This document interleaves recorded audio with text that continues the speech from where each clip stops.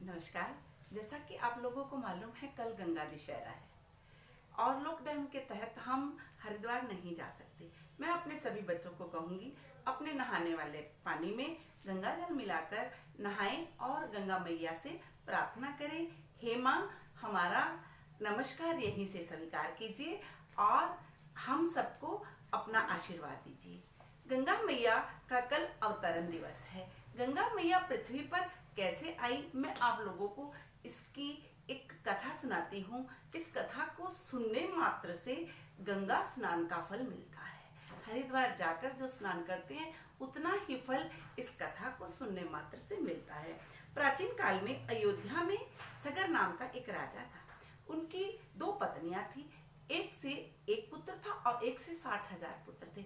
महाराजा सगर ने एक यज्ञ किया और यज्ञ का एक घोड़ा छोड़ा। इंद्र उस घोड़े को चुराकर कपिल मुनि के आश्रम में छोड़ देता है। महाराजा सगर अपने पुत्रों को भेजते हैं। जब महाराजा सगर के पुत्र महाराजा के पुत्र घोड़े को जब कपिल मुनि के आश्रम में देखते हैं तो चोर चोर कहना शुरू कर देते हैं। कपिल मुनि ध्यान से जैसे ही उठते हैं और उन बच्चों को देखते हैं, वो बच्चे वहीं पर खत्म हो जाते हैं। अंशुमन अपने पिता की आज्ञा पाकर जब वहां पहुंचता है और देखता है उसके 60,000 भाई मृत्यु को प्राप्त हो गए हैं, वह कपिल मुनि से प्रार्थना करता है। तब संत दीनदयालु कहते हैं, अपने भाइयों को अगर आप जीवित करना चाहते हैं तो गंगा को पृथ्वी पर लाना होगा। वह जाकर अपने पिता से इस बात के लिए प्रार्थना करता है। अंशुमन अपने भाइयों के लिए तप करता है। अंशुमन के बाद उनके पुत्र दलीप ने भी भगवान का तप किया और गंगा को लाने के लिए बहुत समय तक तप करते रहे। दलीप के पुत्र भगीरथ ने भी गंगा मैया का तप किया, गंगा मैया को पृथ्वी पर लाने के लिए तप किया। भगवान ब्रह्मा जी प्रकट हुए और कहने लगे, यदि गंगा को पृथ्वी पर लाना है तो पृथ्वी पर लाने के लिए यदि गंगा पृथ्वी पर आती है, गंगा के वेग से पृथ्वी रसातल को चली जाएगी। पृथ्वी पर लाने के लिए इन्हें आप शंकर भगवान जी से प्रार्थना कीजिए। शंकर भगवान आपको गंगा के लिए कोई मार्ग बताएंगे। तब भगीरथ शंकर भगवान का तप करते हैं। शंकर भगवान प्रसन्न हो जाते हैं और कहते हैं, मैं गंगा को अपनी जटाओं में लूंगा। जैसे ही ब्रह्मा जी के कमंडल से गंगा जी निकलती हैं, शंकर भगवान की जटाओं में आ जाती हैं। जब जटाओं में आ जाती हैं तो गंगा जटाओं में खो जाती हैं। भगीरथ फिर भगवान शंकर का तप करते हैं और प्रार्थना करते हैं कि गंगा को पृथ्वी पर लाइए।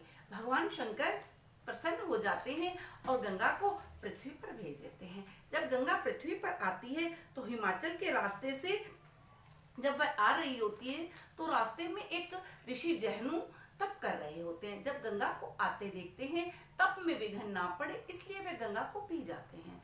तब भगीरथ ऋषि जहनु की प्रार्थना करते हैं और भगीरथ की प्रार्थना से जहनु ऋषि उसे अपनी जांघ से निकालते हैं। तो गंगा जब जहन ऋषि के जांघ से निकलती है तो इसलिए ये जहन की पुत्री जाह्नवी कहलाती है। जब जाह्नवी जब पृथ्वी पर आ रही होती है तो कपिल मुनि के आश्रम में जब आती है तो सगर के 60,000 पुत्र गंगा के स्पर्श से अमर हो जाते हैं और तब भगवान ब्रह्मा जी प्रकट होते हैं और भगीरथ से ये वरदान देते हैं, हे भगीरथ, तुम गंगा को पृथ्वी पर लाए हो, इसीलिए गंगा को तुम्हारे नाम से जाना जाएगा, इसलिए गंगा को भगीरथ ही भी कहते हैं।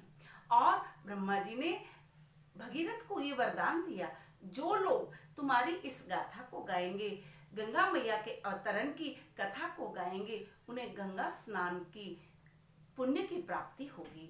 हम लोग इस बार विवश हैं कि हरिद्वार नहीं जा सकते, इसलिए मैंने आप लोगों के लिए ये कथा कही है ताकि हम लोगों को हरिद्वार जाने का पुण्य की प्राप्ति हो। मैं अपने बच्चों से कुछ ही उपाय भी कहना चाहूंगी।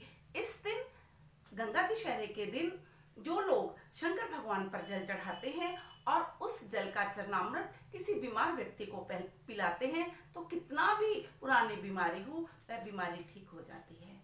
और कहते हैं इस दिन भगवान शंकर का चित्र अपने घर में ईशान कोण में लगाने से घर में जितने भी वास्तु दोष होते हैं सब खत्म हो जाते हैं। और इस दिन आम अवश्य खाना चाहिए।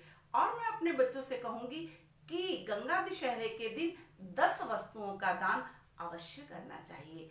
इससे आप सब बच्चों के घर में सुख समृद्धि बढ़ती है। जो लोग 10 वस्तुओं का दान करते हैं, 10 वस्तुओं के दान करने से उन्हें घर में अन्न, धन और जन की वृद्धि होती है।